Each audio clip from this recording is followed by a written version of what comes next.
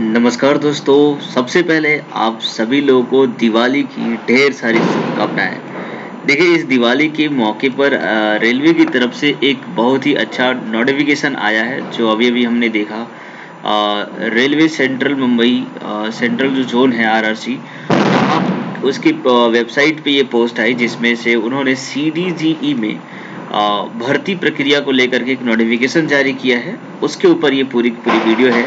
सभी चीज़ें बताएँगे कि कौन-कौन से पोस्ट पे यहाँ पर वैकेंसीज़ आई हैं, लेकिन आपको देख सकते हो कि आप यहाँ पे station master, goods guard, senior commercial clerk, junior clerk, stenographer आदि जो लेवल 5 की जो वैकेंसी है ना, उन सभी पोस्ट के ऊपर यहाँ पर भर्ती प्रक्रिया शुरू है और इसमें कौन-कौन अप्लाई कर सकता है ये जानना बेहद ज़रूरी है। एज लिमिट क्या होगा, एलिजिबिलिटी क्या होगी, कैसे आप फॉर्म भर सकते हैं, वो सब कुछ यहाँ पर हम लोग को देखने को यहाँ पे मिलने वाला है। तो काफ़ी बढ़िया ऑफर है एक तरीके से देखा जाए। प्रमोशनल है, इंटरनल एग्ज़ाम जो होते हैं रेलवे के वो है। तो कहीं न कहीं ऐसे स्टूडेंट जो ऑलरेडी रेलवे में जॉब कर रहे हैं, उनके लिए एक बहुत ही बढ़िया मौका है। तो देखिए आप भी अगर अभी ग्रुप डी की आप प्रिपरेशन में हो, ग्रुप डी का आपने एग्ज़ाम दिया है या फिर 2018 में आपने ग्रुप डी वाले में आपका सिलेक्शन हुआ था, तो ये जो नोटिफ़िकेशन है आपके लिए है, ज़रूर इसे पूरा देखें और उम्मीद करता हूँ कि आप डेफ़िनेटली चीज़ों को समझेंगे और इस दिवाली के मौके पे जो ये रेलवे ने ऑफ़र दिया है उसको अप्रिशिएट ज़रूर करेंगे। तो चलिए इसको देखते हैं सबसे पहले क्या नोटिफ़िकेशन आई हुई है। तो देखिए railway recruitment cell central railway की तरफ से नोटिफ़िकेशन आई है, जिसमें डेट ऑफ ओपनिंग ऑनलाइन जो है वो 28 अक्टूबर को स्टार्ट हो रहा है, जो कि अभी 2 दिन बाद ये स्टार्ट हो जाएगा। इसके अलावा जो इसका एंडिंग होगा 28 नवंबर को होगा। तो कहीं न कहीं 1 महीने का पूरा समय मिला है। काफ़ी अच्छा है क्योंकि देखिए इससे ये पता चलता है कि जो लोग कहते हैं कि ग्रुप डी की जॉब को क्या लेना है, बहुत ही ईज़ी समझते हैं और मतलब एक तरीके से काफ़ी लो प्रायोरिटी देते हैं। लेकिन ये देखिए मौका उन्हीं छात्रों को मिला है जो ग्रुप डी में ऑलरेडी सिलेक्टेड है। तो कहीं न कहीं इंटरनल जो एग्ज़ाम्स होते हैं उससे आप ग्रुप डी से डायरेक्टली स्टेशन मास्टर बन सकते हो। तो ऐसा मौका शायद ही कभी मिलता है। तो देखिए यहाँ पर जो आई है पोस्ट हम देख लेते हैं। देखिए यहाँ पे लिखा गया online application are invited for all serving regular railway employees of central railway excluding RPF RPSC personal. तो यहाँ पर जो भी रेलवे में एम्प्लॉय हैं जो ऑलरेडी एम्प्लॉयड हैं, ये उनके लिए वैकेंसीज है ना। तो लिया filling of vacancies against general department competitive exam GDCE quota as per the instruction issued vide railway board letter E, और ये नंबर्स दिए गए लेटर की, and other instruction issued from time to time. The candidate must read all the instruction for notification before filling the form. तो देखिए ये जो application form है, तो ये जो सर्विंग हैं ऑलरेडी रेलवे में ऐसे एम्प्लॉय के हैं जो अपने पोजीशन में इम्प्रूवमेंट चाहते हैं, है ना। तो ऐसे लोगों के लिए तो अब देखिए यहाँ पर जो दिया गया है पोस्ट कैटेगरी वाइज, आप देखिए कि यहाँ पर कुल लगभग 7 जो पोस्ट है ना उनके ऊपर वैकेंसीज आई हुई हैं, जिसमें से आप देख सकते हो यहाँ पर स्टेनोग्राफर का है ना, सीनियर कमर्शियल कम टिकट क्लर्क का है, गुड्स गार्ड का है, स्टेशन मास्टर का है, जूनियर अकाउंटेंट का है, जूनियर कम क्लर्क टिकट क्लर्क का है। तो ये तमाम पोस्ट हैं जो अभी आप जैसे एनटीपीसी के एग्जाम दिए होंगे आप, तो आप देखे होंगे कि उसमें ये सारी पोस्ट हैं।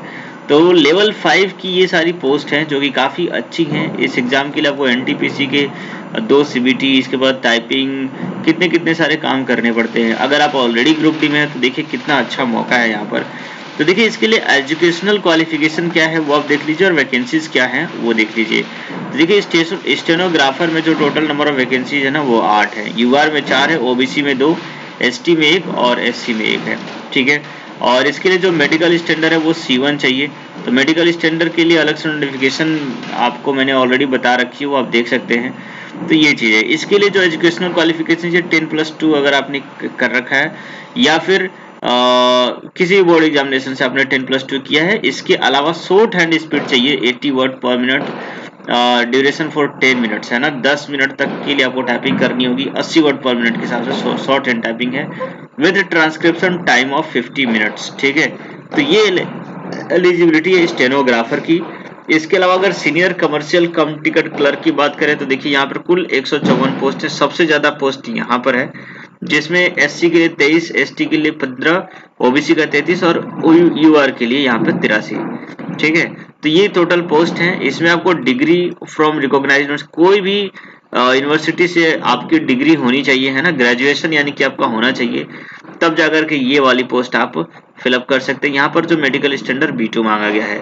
वहीं गुड्स गार्ड की बात करें तो देखिए गुड्स गार्ड में मेडिकल स्टैंडर्ड A2 मांगा गया है और यहाँ पर जो टोटल वैकेंसी 46 है। तो देखिए कहीं ना कहीं इंटरनल जब एग्जाम होते हैं तो ये जो एग्जाम होते हैं बहुत ज़्यादा डिफिकल्ट नहीं होता, इजीली आप क्रैक कर सकते हैं। थोड़ी बहुत आपकी अच्छी तैयारी है ना, ऑलरेडी आपने अच्छी खासी पढ़ाई कर रखी है, तो थोड़ा बहुत प्रिपरेशन करंट अफेयर्स से लेकर के होगा, बट बाकी जो पेपर होता है ना वो काफ़ी इजी आता है, तो आसानी से इसे क्रैक किया जा सकता है।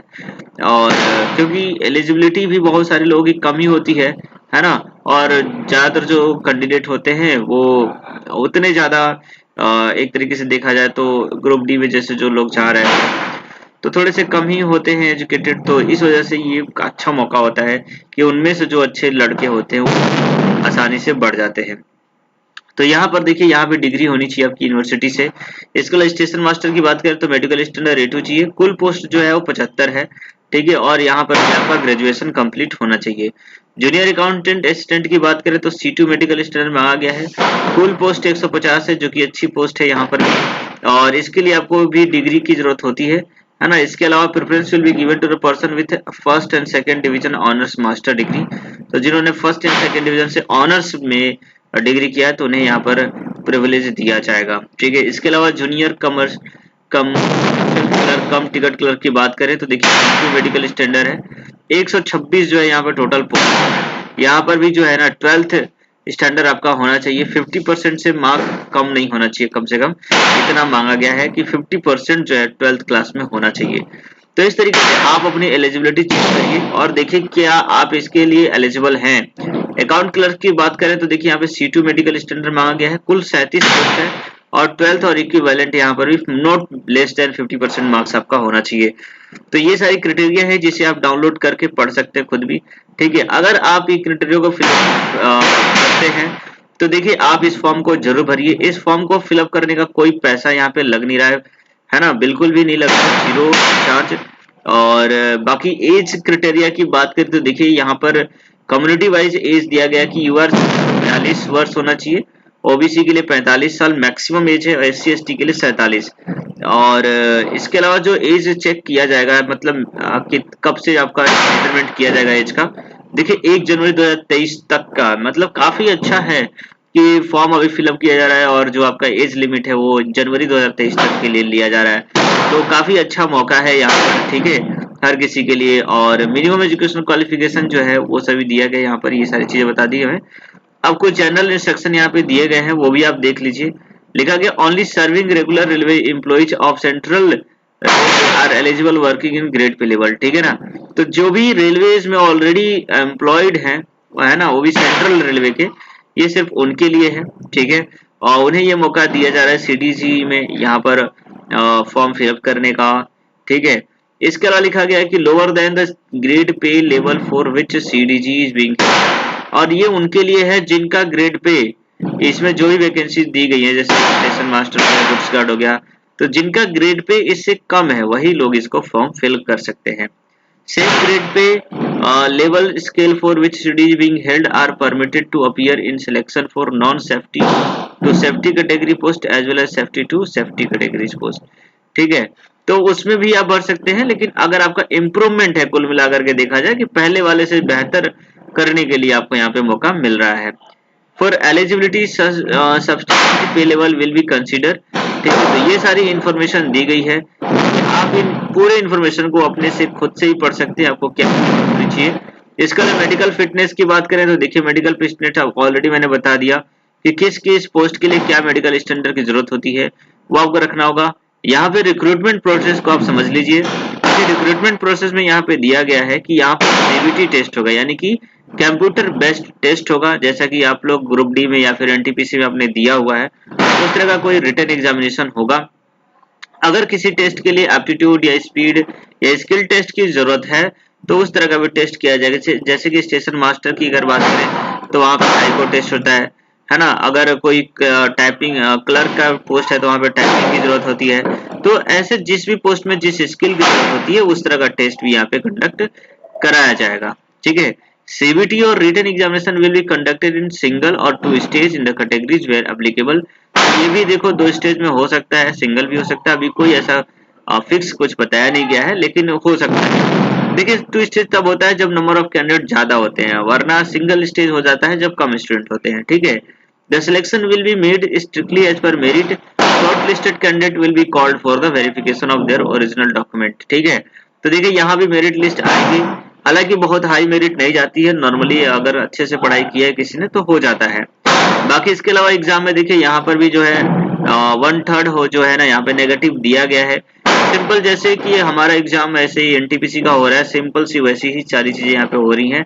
तो देखिए ये जो चीजें है ना आपको भी समझना चाहिए। अगर आप प्रिपरेशन कर रहे हो ग्रुप डी में, अगर आपका मान लो लग रहा है तो डेफिनेटली उसको आगे आपको बहुत मौका मिलेगा आगे इम्प्रूवमेंट करने का। क्योंकि बहुत सारे स्टूडेंट होते हैं जो सोचते हैं ग्रुप डी में हो गया तो उसे लेते नहीं है, छोड़ देते हैं, कहते हैं कि क्या ग्रुप डी की जॉब करेंगे। तो देखिए 1-2 साल अगर आप जॉब कर लेते हैं तो इस तरह की इम्प्रूवमेंट हमेशा आती रहती है, तो आपको यहाँ पे एक अच्छा सा मौका यहाँ पे मिल सकता है। ठीक है। तो ये सारी चीजें जो है इन्फॉर्मेशन यहाँ पे दी गई है। बाकी एप्लीकेशन को ऑनलाइन फिलअप करना है। ठीक है। यहाँ पे वेबसाइट दी गई है, वेबसाइट पे जाइए, 28 तारीख को ओपन हो जाएगी, आप यहाँ पे लिंक पे क्लिक करके भर दीजिएगा फॉर्म। ठीक है।